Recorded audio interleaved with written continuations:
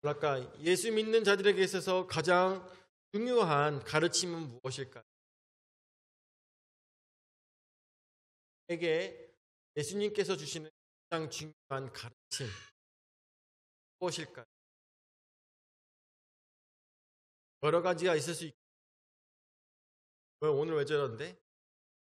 시대가 될 수도 있겠고, 또한 천국이 될 수도 있고, 구원이 될 수도 있지만 기독교인들에서 가장 중요한 덕목은 무엇일까요? 예수님께서 보여주신 가장 중요한 하나야. 기독교인들에게서 가장 중요한 것은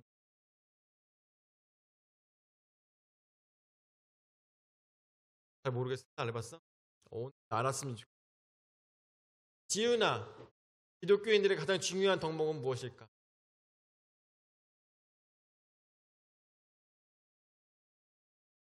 가서 애국하는 게 가장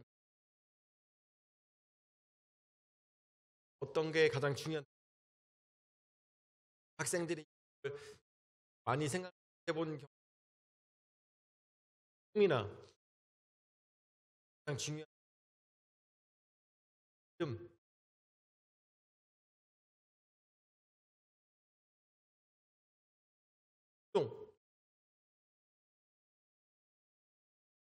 너무 중요해.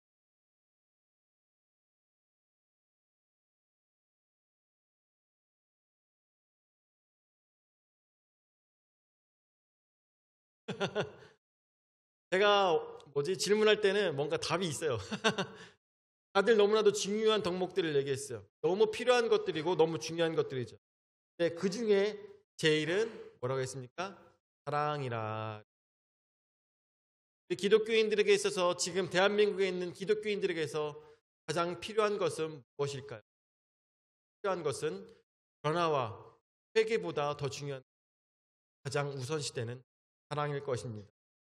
사랑이 없다면 변화도 의미가 없고 회개도 의미가 없기 사랑이 없다면 믿음도 의미가 없는 때문에 기독교인들에게 있어서 가장 중요한 것은 사랑이라는 것입니다.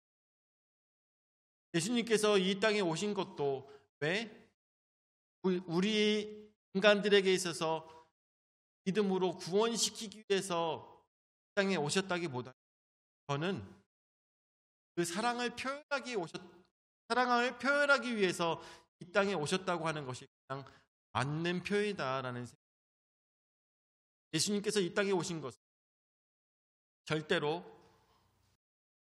본인의 사리사욕을 채우시거나 아니면 어떻게 사나 하고 구경하러 오신 것이 아니라 하나님께서 인간들을 사랑하셔서 육체를 입으시고 우리를 사랑하시기 위해서 그리고 그 사랑을 죽음으로 표현하시기 위해서 이 땅에 오셨다는 것을 우리는 믿어 의심치 않는 것입니다. 자, 오늘 말씀을 통하여서 우리가 생각해 봤으면 좋겠습니다. 오늘 말씀에 나오고 있는 이 침례 요한이라는 사람은 누구의 아들이었습니까? 아시다시피 사가랴의 그리고 엘리사벳의 아들이었습니다. 그런데 이 아들이 어떠한 삶을 살고 있습니까? 우리는 여러분들 다들 알고 있다시피 우리 자식들이 어떤 일을 했으면 좋겠습니다. 어떤 일을 했으면 좋겠습니까? 좋은 회사 아니면 좋은 직장에 들어가서 멋들어진 그런 삶을 살기를 모든 부모가 바랄 것입니다. 그런데 이 믿음의 사람 사가랴와 엘리사벳은 자신의 아들이 지금 무엇을 하고 있습니까? 광야에서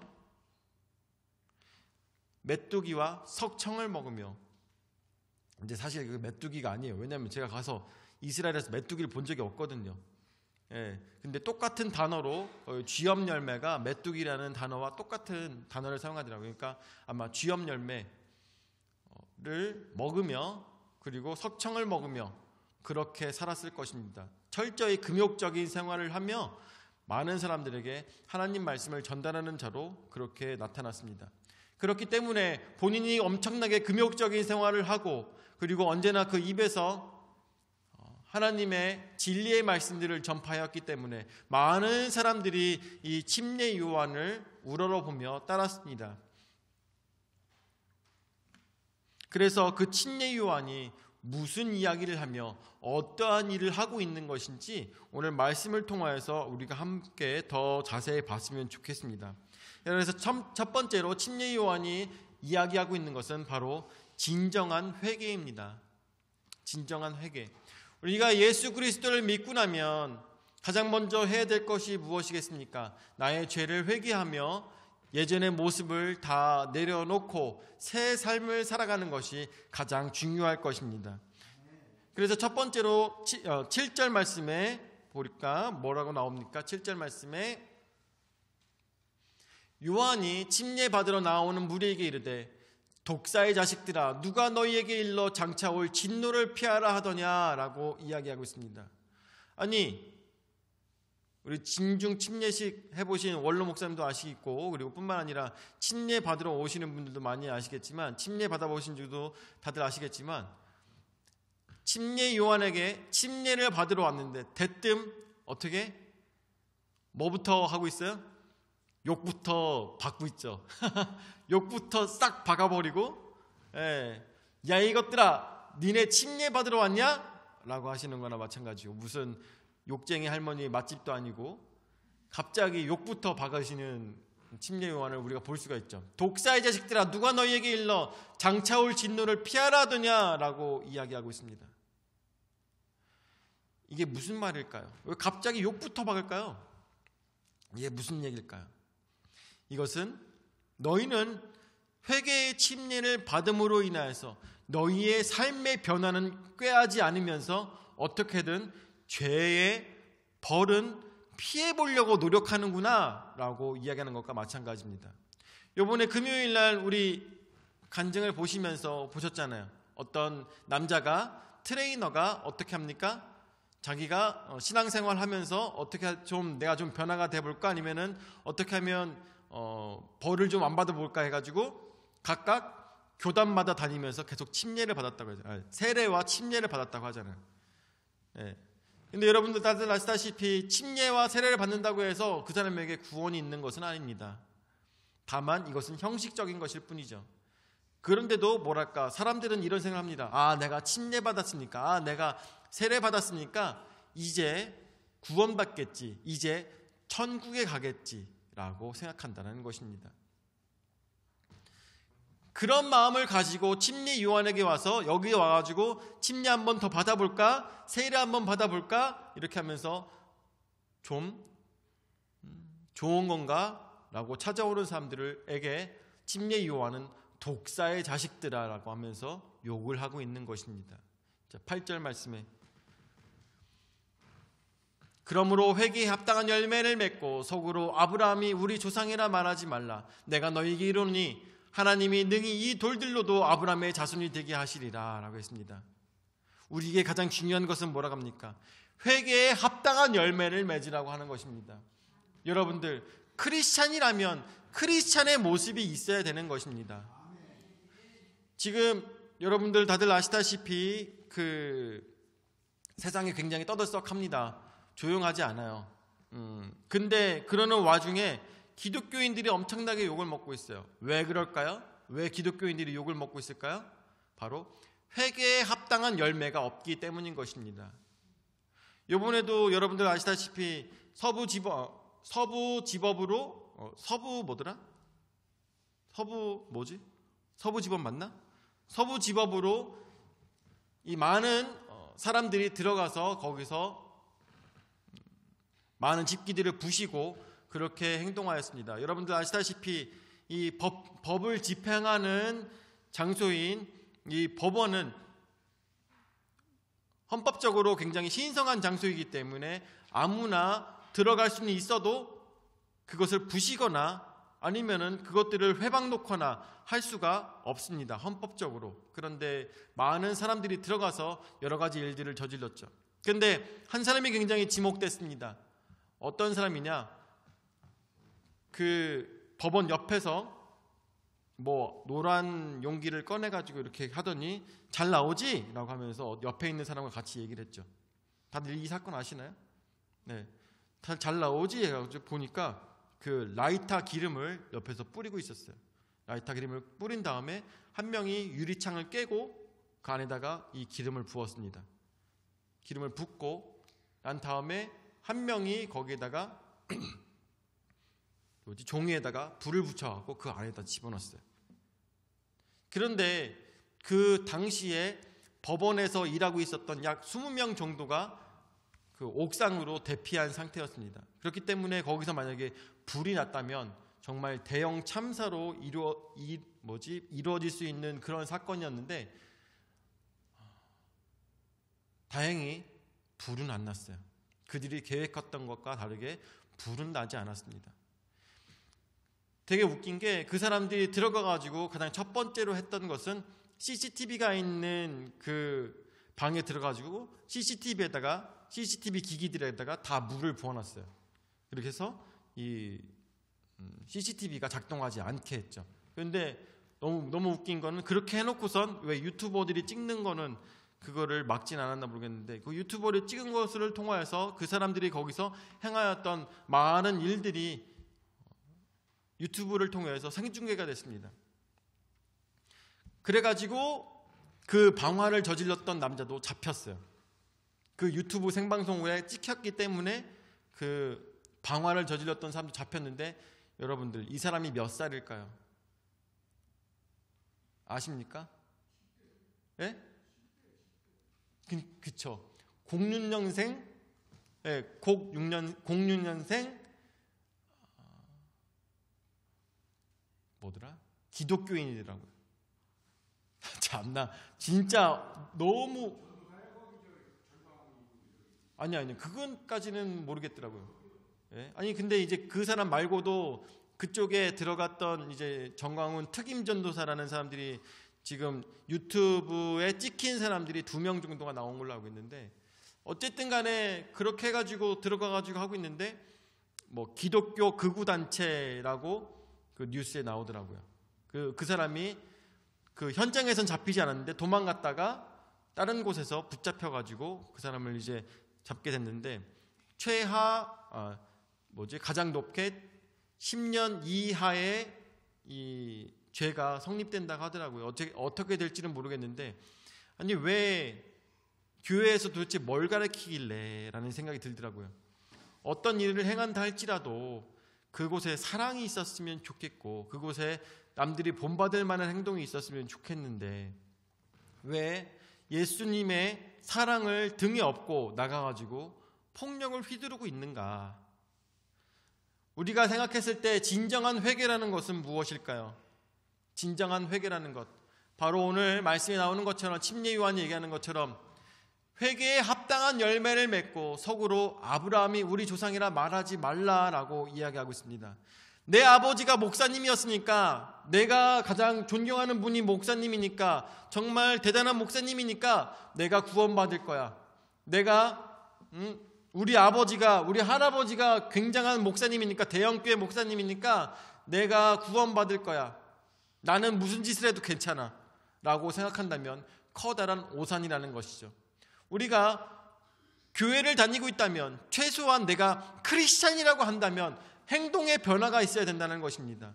내가 믿음으로 인해서 내가 예수 그리스도를 나의 구주로 영접했다면 내 마음의 중간에 계신 분이 내가 아니라 바로 예수 그리스도여야 된다는 것입니다. 예수님이 언제 가고 마음에 안 든다고 불을 지르며 가가지고 언제 예수님께서 들러 엎으시며 다 부시고 성전 앞에서 하신 것은 있었지만 어디 법원에 가가지고 그렇게 하며 그런 행동들을 하셨습니까? 그런 거 전혀 없음에도 불구하고 이 사람들은 그런 짓을 저질렀다는 것이죠. 저는 이런 생각도 들더라고요.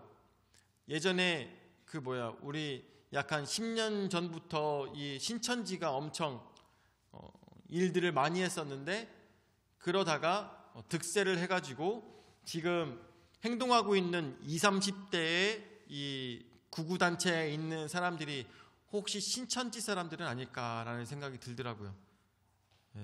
어쨌든 간에 기독교인이 아니라고 생각합니다. 저는 그런 사람들은 그런 사람들에게 있어서 예수님 믿는 사람이라고 도저히 얘기할 수가 없죠. 그렇다면 우리가 생각하고 있는 믿는 사람이라는 것은 어떠한 사람들일까요? 그냥 우리가 지금 기독교인들 생각하지 말고, 지금 한국의 기독교인들 생각하지 말고, 믿는 사람이라 예수 그리스도의 제자들이다라고 생각하는 사람들은 어떻게 행동하고 있을까에 대해서 상상한다면 아마 답은 나올 겁니다. 예수님 믿는 자들이, 예수님의 12 제자들이 어떻게 예수님의 말씀을 전달하며 다녔는지 생각한다면 기독교인은 어떻게 행동해야 되는지 너무나도 잘 알 수가 있을 것입니다. 12명의 제자들은 어떻게 행동했습니까? 남에게 해코지를 당할지언정 해코지를 하며 다니지 않았습니다. 남들에게 돌을 맞을지언정 남들에게 피해를 입히지 않았습니다. 뿐만 아니라 내가 끓는 기름 항아리에 들어간다 할지라도 저들을 저주하지 않았습니다. 그것이 믿는 자의 행동이며 그것이 예수 그리스도의 사랑 안에 변화된 자들의 삶의 모습이어야 되는 것입니다. 오늘 침례 요한은 우리에게 이 이야기하고 있습니다. 회개에 합당한 열매가 우리에게 있어야 된다는 것입니다. 내가 교회를 다니고 있고 내가 예수를 믿는다면, 내가 예배하는 자라면 합당한 열매가 우리에게 있어야 된다는 것입니다. 세상에 돌아다니는 돌들로도 아브라함의 자손을 만들 수 있다고 합니다. 왜냐하면 하나님께서는 흙을 빚어서 인간을 만드셨기 때문에 아브라함 자손이 중요한 것이 아니라, 중요한 것은 뭐라고 얘기합니까? 우리가 대한민국 국민이어서 중요한 것이 아니라, 내가 교회를 다니고 있어서가 중요한 것이 아니라 바로 내가 회개에 합당한 열매의 모습이 내 안에 있어야 된다는 것을 강조하고 있는 것입니다. 이것이 진정한 회개이며 이것이 진정한 크리스찬이라는 것을 우리는 깨달아 알아야 된다는 것이죠. 자, 9절 말씀 보도록 하죠. 이미 도끼가 나무 뿌리에 놓였으니 좋은 열매 맺지 아니하는 나무마다 찍혀 불에 던져지느니라 라고 이야기하고 있습니다. 그래서 두 번째, 잘못된 회개의 결과인 것입니다. 우리가 여러분들 아시다시피 유대에 있는 사람들은 하나님을 모르는 사람이 없었습니다. 우리 대한민국 사람이라면 누구나 다 단군신화 너무나도 잘 알고 있고, 뿐만 아니라 홍익인간 사상도 너무나도 잘 알고 있고, 그리고 단군왕검도 너무나도 잘 알고 있습니다. 마치 그렇듯이 유대인들도 하나님에 대해서 너무나도 잘 알고 있었습니다.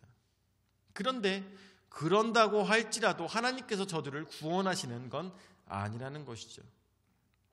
자, 그래서 9절 말씀 계속 보여주다시피 이미 도끼가 나무 뿌리에 놓였으니 좋은 열매 맺지 아니하는 나무마다 찍혀 불에 던지지니라 라고 했습니다. 지금 나무 뿌리에 찍을까 말까 하고 있다는 것이 아닙니다. 어떻게? 나무 뿌리에 찍혔다라는 것이죠. 도끼가 나무 뿌리에 찍혔다. 이 나무는 반드시 베어낸다라는 것이죠. 이 나무는 반드시 베어낸다. 좋은 열매 맺지 아니하는 나무마다 찍혀 불에 던져진다고 하고 있습니다. 아무리 유대인들이라 할지라도, 아무리 하나님께서 저들로 하여금 제사장 나라 삼으셨다 할지라도 하나님께서 도끼로 찍으신다면 유대 민족이 중요한 것이 아니라 어느 아름다운 민족이다 할지라도 저들은 버림받을 수밖에 없는 것입니다. 여러분도 아시다시피 지금 이 성경 말씀이 나오고 있는 그 시대가 AD 30년경입니다. 지금 AD 30년경에 도끼가 나무 위에 찍혔다고 이야기하고 있습니다. 그리고 어떤 일이 벌어졌습니까? AD 70년에 나라가 멸망하였던 것을 우리가 생각했을 때 하나님의 진노가 절대로 피해가지 못했다는 것을 우리가 볼 수가 있는 것이죠. 바로 잘못된 회개, 잘못된 성도의 모습, 잘못된 교회, 이것들을 통하여서 나라가 멸망하였던 것을 생각할 때 우리 크리스찬들이 더욱더 정신 차려야 되는 중요한 시기라는 것을 우리가 생각해야 될 것입니다. 이미 도끼가 나무 위에 찍혀 있습니다. 이 대한민국도 어디까지 가게 될지 모릅니다. 지금 여러분들, 저는 생각했을 때 많은 크리스찬들이 정말 좋은 크리스찬들도 너무나도 많습니다. 사람들을 사랑하며 많은 사람들을 변화시키기 위해서 노력하며 정말 사랑으로 안아주고 있는 많은 크리스찬들도 있지만 몇몇 잘못된 크리스찬들로 인하여서 많은 사람들에게 전도길이 막혔으며, 여러분들 그거 아시죠? 요즘 교회 돌아보십시오. 지금 요즘 세상 돌아봤을 때 교회 개척하는 거 보셨습니까? 교회 개척 안 합니다. 교회 개척 못해요. 뿐만 아니라 새로운 신학생들 목회할 생각 못하고 있어요. 어디 들어갈 생각을 못하고 있어요. 지금 신학교를 졸업한 학생들 어디서 뭐하고 있을까요? 어디서 뭐하고 있을까요? 집에 있어요. 여러분들 신학생들 교회를 개척 못해서 집에 있고 그냥 밖에 나가서 택배 일하고 밖에 나가서 학원 일하고 그러고 있어요. 왜? 왜 그럴까요? 대한민국이 너무 어두워졌기 때문입니다. 크리스찬들이 크리스찬의 모습으로 사람들에게 비춰지지 않으니까 더 이상 교회에 오지 않습니다. 더 이상 교회가 설 수가 없어요. 개척이 안 되고 이제는 있는 교회 갉아먹고 있어요. 왜 그럴까요? 크리스찬의 명성이 땅에 떨어졌기 때문인 것이죠. 땅에 떨어졌기 때문이에요. 왜? 우리가 회개에 합당한 열매를 맺지 못했기 때문인 것입니다. 우리는 정신 차려야 되는 것이죠. 제가 사실 여러분들 그런 얘기 했었죠. 우리 이 코로나 시절에도 여러분들에게 그런 얘기를 한 적이 있어요. 예배 못 드리는 것이 중요한 것이 아니라 사람들로 하여금 버림받는 것이 더 무서운 일이다라고 여러분들에게 그런 얘기들을 많이 했죠. 막 억지로 아니 교회 예배를 막아서 되겠느냐라고 하면서 국가에서 정한 일들에 대해서 반기를 들었던 많은 교회들이 있었습니다. 저는 생각했을 때 그래서는 안 된다는 생각을 많이 했죠. 왜냐하면 그렇게 되면 크리스찬의 명성이 많이 떨어지기 때문에, 손가락질 당하는 일들이 많아지기 때문에, 여러분들 예배 드리는 것보다 더 중요한 것이 순종입니다. 그리고 사랑입니다. 그리고 그것을 하나님의 말씀을 따라서 많은 사람들을 걱정하며 안아주며 그들을 위해서 기도해야 되는 것이 크리스찬인데, 우리라고 뭐 대단한 사람들이라고 다 같이 모여가지고 마스크도 안 쓰고 예배드리고 그런 일들이 얼마나 많았습니까? 그것들이 결국 지금 우리 세상에 돌아오게 된 것이죠. 그런 잘못된 행동들이, 사랑하지 못했던 것들이 우리 기독교인들을 이제는 멸망으로 치닫게 만들고 있는 것입니다. 세 번째, 그렇다면 진정한 회개의 방법들에 대해서 얘기가 나오고 있습니다.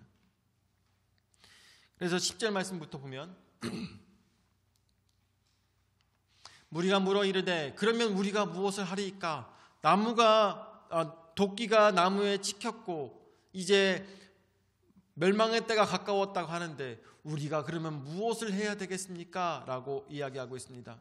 자, 11절 말씀에 대답하여 이르되 옷 2벌 있는 자는 옷 없는 자에게 나눠줄 것이요 먹을 것이 있는 자도 그렇게 할 것이니라 하고 라고 얘기하고 있습니다.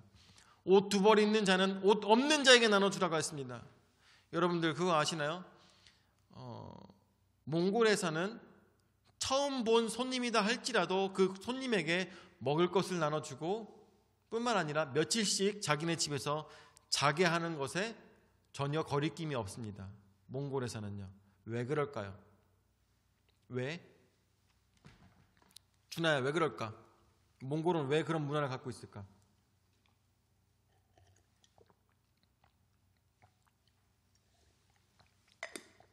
그 비슷한 문화를 아랍도 가지고 있어요. 왜 그럴까? 아시는 분 계세요? 아시는 분? 몽골이 그런 문화를 갖고 있는 이유. 그쵸. 그렇긴 한데 그거보다 더 중요한 게 있어요. 왜? 손님이다 할지라도, 지나가던 사람이다 할지라도 들어오면 받아주며 그에게 계속 먹을 것을 주며 그가 며칠을 지내도록 같이 잠자리를 제공하는지, 몽골과 아랍에 있는 문화. 러시아는 아니고 그런 문화가 있어요. 몽골과 아랍에는. 왜 그럴까요? 왜냐하면 그렇게 안 하면 죽기 때문이에요. 밖에 나가면 죽기 때문에. 몽골은 여러분들 겨울에 몇 도인지 아세요? 마이너스 70도예요. 마이너스 70도. 여러분들 마이너스 70도에서 노숙할 수 있을까요? 절대 못합니다. 절대 못해요. 아랍도 그런 문화를 갖고 있는데 손님이 찾아오면 먹을 것을 계속 줘요. 그리고 재워줘요. 네? 그쵸? 이 사람 밖에 나가면 죽으니까. 밖에 나가면 죽으니까. 여기는 아랍은 왜 그럴까요? 여름에 거기 사람이 지나가다가 이 사람 먹을 거 안 주고 이 사람 재워주지 않으면 죽어요. 그런데 나라고 그런 일 안 당할까요?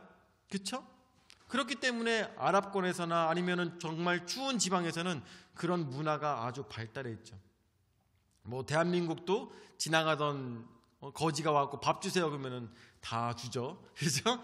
바가지에다가 밥 퍼주고 이런 것까지 다 하지만 어쨌든 간에 여기서 나오는 것처럼 옷 두 벌 있는 자는 옷 없는 자에게 나눠줄 것이라고 했습니다. 여기서 나오고 있는 것처럼 옷 없는 자에게 나눠준다는 얘기는 이 사람이 죽지 않도록 이 사람에게 도움을 준다는 것이죠.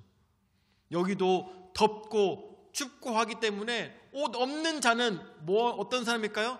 강도를 만난 사람이겠죠. 이 사람에게 먹을 것을 주며 이 사람에게 없는 옷을 나눠주며 행하라는 것입니다. 그리고 먹을 것이 있는 자도 그렇게 나눠주며 살으라고 하는 것이죠. 왜? 그것이 사랑하는 것이니까. 그것이 예수 그리스도의 가르침이기 때문에 하나님께서 우리를 향하신 사랑의 마음을 우리가 배워서 그렇게 행동해야 된다는 것입니다. 자, 12절 말씀에 세리들도 침례를 받고자 와서 이르되 선생이여 우리가 무엇을 하리이까 하매 13절에 이르되 부과된 것 외에는 거두지 말라 하고 라고 얘기하고 있습니다. 여러분들 너무나도 잘 알다시피 세리들은 어떻게 했습니까? 로마 사람들로 하여금 이 명령을 받아가지고 가가지고 자기들이 세금을 거둘 때 더 많이 거두면 플러스 되는 금액이 다 자기 거예요. 플러스 되는 금액이 다 자기 거예요. 그러니까 백성들로 하여금 더 많이 거두려고 하는 것이죠. 그야말로 우리나라 따라지면 친일파. 근데 친일파는 있을 수가 있지만 뭐라고 합니까? 민족 반역자라고 하죠. 민족 반역자들이 행하였던 것처럼 자기가 알던 동네 사람들을 덜 뜯어가지고 그것들을 취해가지고 일본 사람한테 주는데 차액만큼 자기가 갖고 이런 것들이 바로 이 세리가 행하였던 그런 것들인데 얼마나 잘못된 행동들입니까? 그렇기 때문에 이 대한민국 사람들도 이 친일파 민족 반역자들을 싫어했던 것처럼 이스라엘 민족들도 이 민족 반역자들을 엄청나게 싫어했던 것입니다. 그렇기 때문에 세리에게는 부과된 것 외에는 거두지 말며 뭐라고? 정직하게 행동하며 살으라는 것이죠.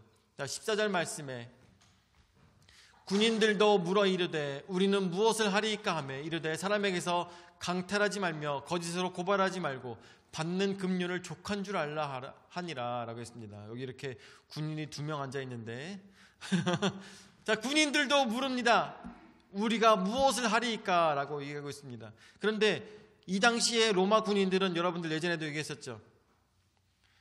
그 나라에 있는 군인들은 로마 사람들이 무조건 로마 사람이 가서 그곳에서 군인을 하는 것이 아니라 그 민족들을 싫어하는 사람들로 하여금 군인을 시켜가지고 그곳에 가서 그 나라를 지키게 만들었어요. 그러니까 얼마나 효율적이에요. 뭐랄까 그런 거 있죠.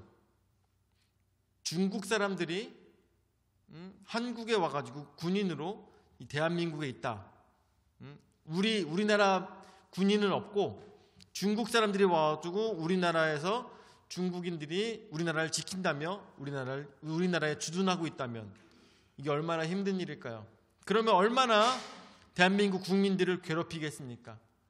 그래서 여기 나오는 것처럼 팔레스틴 사람들이 유대인들을 싫어하던 팔레스틴 사람들을 이용해가지고 군인으로 삼고 그 사람들을 통하여서 나라를 지켰기 때문에 나라의 치안을 지켰기 때문에 얼마나 많은 일들이 있었는지 사람들에게서 강탈하지 말며 거짓으로 고발하지 말며 또한 받는 금료 그들이 받는 것이 얼마나 받는 돈이 부족했기 때문에 사람들로 하여금 강탈하는 일들이 굉장히 많았다고 합니다. 그래서 그것이 적겠지만, 급료가 적겠지만 그 급료로 족한 줄 알라라고 이야기하고 있습니다. 여기 나와 있는 군인들은 어떤 군인들입니까? 내가 침례받고 진정 하나님의 사람으로, 크리스찬으로 살겠다고 다짐하는 사람들이라는 것이죠. 오늘 우리가 말씀을 종합하여서 볼 때 크리스찬으로 살아간다는 것은 무엇이겠습니까? 바로 조금 착하게 살아가는 것이 아니라 예수님처럼 살아간다는 것을 의미하는 것이죠. 예수님처럼. 그런데 우리는 회개하였다며 교회 다닌다며 예배드리는 사람이라고 하며 다른 사람들로 하여금 헐뜯고 욕하며 나쁜 짓들을 자행하며 나라를 뒤집는 행위들이 굉장히 많았던 것을 우리가 회개하며 고백하며 나아가야 될 것입니다. 진정한 회개는 무엇이겠습니까? 진정 나의 잘못들을 다 회개하고 행동이 변하고 삶이 변화가 되어야 되는 것이 바로 진정한 회개이고 변화라는 것입니다. 오늘 하나님 말씀을 우리가 생각하며 나에게도 바꿔야 될 것이 무엇이 있는가? 내가 세리와 다를 것이 무엇이 있느냐? 내가 이 성경 말씀에 나오고 있는 군인들과 다를 것이 무엇이 있느냐? 사람들을 괴롭히며 사람들에게 나쁜 말을 하며 사람들을 미워했던 모든 것들을 우리가 다 회개하며 진정 누구처럼? 예수님처럼. 예수님이 그렇게 십자가에 달려 돌아가시기까지 자기를 죽이는 자조차도 축복하며 사랑하여 주셨던 예수님의 모습처럼 오늘도 나에게 해를 끼치는 사람이다 할지라도 원수라 할지라도 사랑할 수 있는 그러한 믿음이 있게 해달라고 예수님께 더욱더 기도하시는 풍성한 침략의 모든 성도들 되시기를 예수 이름으로 축원을 드립니다. 아멘. 사랑해 주님 은혜사를 감사드립니다. 오늘도 저희로 하여금 중요한 교훈의 말씀으로 허락하여 주심을 감사를 드립니다. 지금 대한민국에 가장 필요한 것은 무엇이겠습니까? 대한민국의 크리스찬으로서 필요한 것이 바로 사랑인 것을 오늘 더욱더 생각하며 나는 얼마나 사랑하였는지, 나는 얼마나 회개를 잘하고 있는지, 나는 얼마나 변화된 삶을 살고 있는지 우리 자신을 돌아볼 수 있도록 인도하여 주심을 감사를 드립니다. 오늘 내가 변화가 될 수 있도록 인도하여 주시옵고 남의 들보를 보는 것, 남의 티끌을 보는 것이 아니라 나의 들보를 바라보며 이 들보를 치우기 위해서 노력하는 우리의 온전한 신앙의 모습 될 수 있도록 인도하여 주시옵소서. 이제는 자기 몸 버려 죽기까지 우리 죄를 담당하신 구주 예수 그리스도의 은혜와 자기 외아들을 주기까지 우리를 사랑하신 아버지 하나님의 무한하신 사랑과 성령 하나님의 감화 감동 역사 교제 위로 내주하시는 은혜가 주 안에서 믿음으로 살아가며 자신의 더러웠던 삶을 다 뒤로하고 예수 그리스도 안에 회개하며 진정한 회개로 변화된 삶을 살고자 하는 모든 성도들 머리 위에 영원히 함께 하실지어다. 아멘.